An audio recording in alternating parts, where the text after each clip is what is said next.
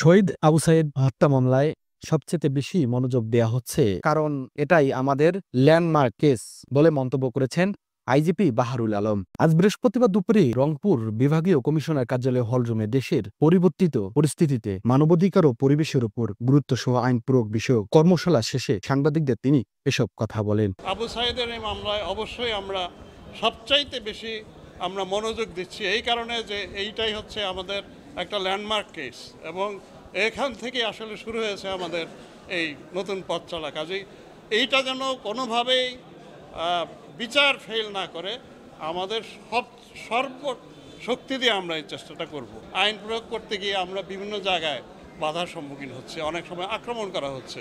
Traffic police চেষ্টা করছে উল্টো পথে যেন মোটরসাইকেল না আসে, তার পায়ের উপর দিয়ে মোটরসাইকেল চালিয়ে দেওয়া হচ্ছে।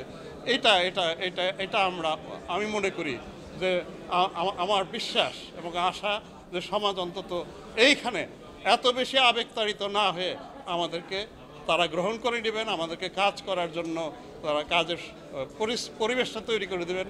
গত ১৬ বছরে মোমবাতি জ্বালিয়ে নৈরাজ্যবাদী সরকারকে প্রতিষ্ঠিত করতে রায় দিয়েছেন বিচারকরা। বিচার ব্যবস্থার স্বাধীনতা নামে দলীয় এজেন্ট বিচারক নিয়োগবিহীন ফরমাইশি রায় দেয়া হয়েছে। এই সংস্কৃতিতে বাংলাদেশকে আর ফিরিয়ে নেওয়া যাবে না বলে এমনটাই মন্তব্য করেছেন অ্যাটর্নি জেনারেল মোহাম্মদ আসাদুজ্জামান। আজকে যারা বিচার বিভাগের স্বাধীনতার কথা বলছেন, আমরাও বলছি, কিন্তু বিচার বিভাগের স্বাধীনতার নামে বাংলাদেশে সুপ্রিম কোর্টের বিচারপতিদেরকে শপথবদ্ধ রাজনৈতিক নেতা হিসাবে আবির্ভূত করা হয়েছে। আমার বিচার বিভাগকে কলঙ্কিত করা হয়েছে। বিচার বিভাগের স্বাধীনতার নামে দিনের পর দিন পলিটিক্যাল পারসিকিউশনের মামলাতে সাজা দেওয়া হয়েছে। বিচার বিভাগের স্বাধীনতার নামে নির্বাচনের আগে পুলিশ বাহিনীকে দিয়ে যেভাবে মিথ্যা মামলায়, গায়েবী মামলায়, মৃত ব্যক্তির বিরুদ্ধে মামলায়, বিদেশে থাকা ব্যক্তির বিরুদ্ধে মামলায় আসামি করা হয়েছে, সেই জায়গায় তাদেরকে নির্বাচন পর্যন্ত আটকে রাখা হয়েছে। আমরা এই সমস্ত অপকর্মের বিরুদ্ধে আমরা সোচ্চার হয়েছি, কণ্ঠ মিলিয়েছি, গোটা বিশ্ব কণ্ঠ মিলিয়েছে। গতকাল জাতিসংঘের মানবাধিকার কমিশনে বাংলাদেশের উপরে জাতিসংঘের মানবাধিকার কমিশন প্রতিবেদন দাখিল করেছে এবং বাংলাদেশ সরকার সেখানে উপস্থিত ছিলেন। সেখানে শুনানিতে ভয়াবহ চিত্র উঠে এসেছে। আন্তর্জাতিক অপরাধ ট্রাইব্যুনালের চিফ প্রসিকিউটর তাজুল ইসলাম বলেছেন, বিগত সময়ে বাংলাদেশকে অন্ধকারে নিয়ে যাওয়া হয়েছিল, জড়িতদের ন্যায় বিচার নিশ্চিত করতে হবে। আয়নাঘরের সংস্কৃতিতে আর বাংলাদেশ যাবে না। 15 বছরে শাসনের নামে বাংলাদেশে কি পৈশাচিকতার স্বর্গরাজ্যে পরিণত করা হয়েছিল।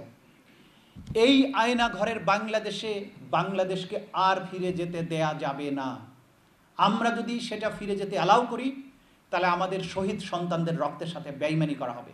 কর্মশালায় ভার্চুয়ালি যুক্ত হয়ে বন ও পরিবেশ উপদেষ্টা সৈয়দা রেজওয়ানা হাসান বলেন, জলবায়ু ও পরিবেশ বাঁচাতে প্রশাসন ও পুলিশের ভূমিকা রয়েছে। কারণে কিন্তু আপনারা ডিসি সাহেবেরা চিন্তা করে দেখতে পারেন যে পরিবেশকে ঠিক রেখে কেমন করে আমরা ইকো ট্যুরিজম করতে পারি। আরেকটা হচ্ছে, আপনারা যদি যার যার জেলায় একটু হর্নের বিরুদ্ধে স্কুলের ছাত্রছাত্রীদেরকে এক করে ওরা রাস্তায় বিভিন্ন সুন্দর ড্রেসি কাপড় চোপড় পরে অ্যাটেনশন ড্র করার জন্য দাঁড়িয়ে থাকে এবং হর্নের বিরুদ্ধে প্ল্যাকার্ডস দেয়, তাহলে প্রথমে আমাদের মানুষের মনস্তত্ত্বে এটা ঢুকাতে হবে যে হর্ন বাজানোটা আসলে আইনত দণ্ডনীয়।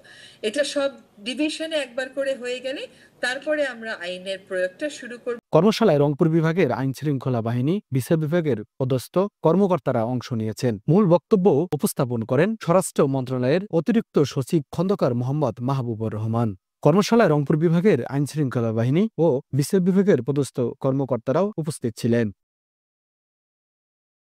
আব্দুর রহমান রাসেল, রংপুর।